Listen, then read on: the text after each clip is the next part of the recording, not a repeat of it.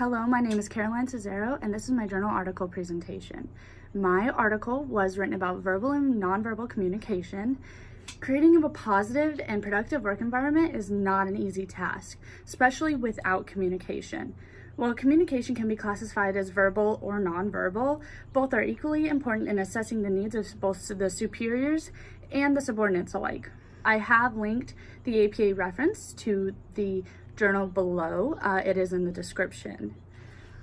Right off the bat, this article mentions that it's written solely not about either verbal aggressions or nonverbal behaviors, but actually a mix of both, and why the importance of both is so necessary within the workplace. The article continues by stating what implications from both verbally aggressive behaviors and nonverbal immediacy have on the workplace. Typically, verbally aggressive superiors are seen to have less credibility, while superiors with nonverbal immediacy tend to be seen as having more credibility, and I will dive deeper into this later.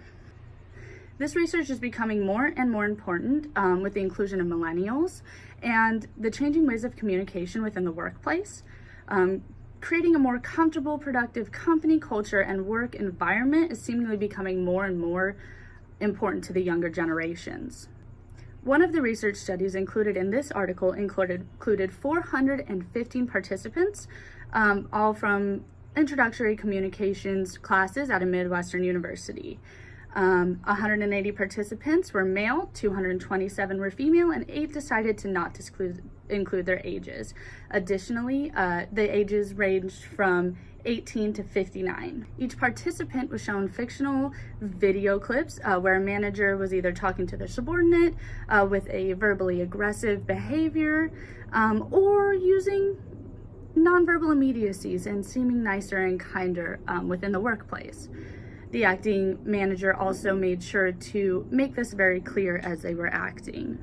Some main points of analysis in verbal aggression were the use of curse words, attacking competency and character of the subordinate, along with cutting off responses to the subordinate altogether. Additionally, some points of interest of analysis from the nonverbal immediacy included the use of eye contact, touch, and gestures, along with facial expressions. The results and discussion of this article explained evidence of both how verbal aggression and nonverbal immediacy impacted the participants' thoughts and the manager's competence, how the subordinates thought of the manager's competence, character, and overall goodwill.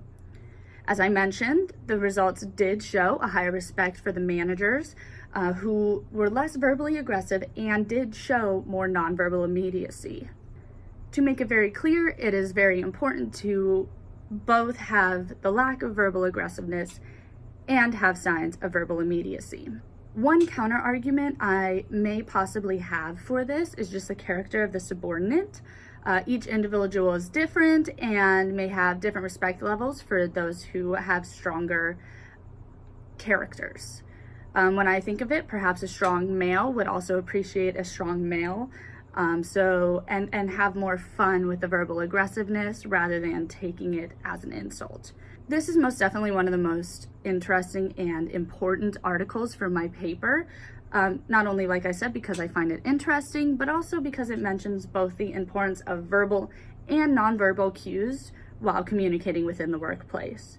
Continuing on that point, understanding how verbal and nonverbal communication can impact the workplace, both positively and negatively, allows for a deeper understanding on how to create a positive, productive, and overall comfortable workplace for all individuals. Thank you very much.